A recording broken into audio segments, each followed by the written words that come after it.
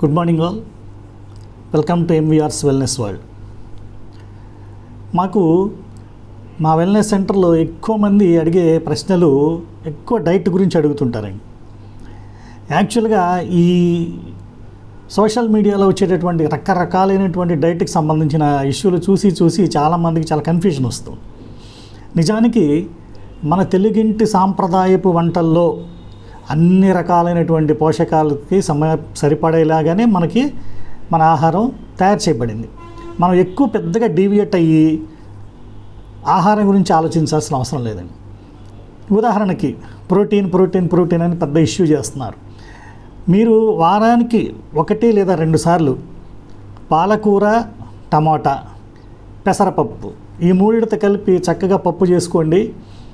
అందులో ఒక 2 స్పూన్లు నెయ్యి వేసుకోండి, తీసుకోండి.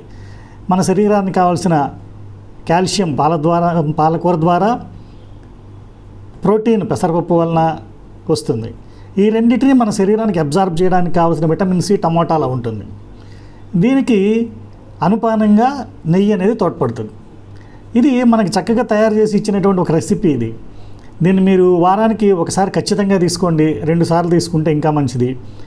అయితే 1 కప్పు రైస్కి 1 కప్పు పప్పు మీరు కలిపి చక్కగా నెయ్యి వేసుకొని తిన్నట్లయితే ఒక వారానికి సరిపడా కాల్షియం కానీ మీకు ప్రోటీన్ కానీ మన శరీరానికి అందుతుంది.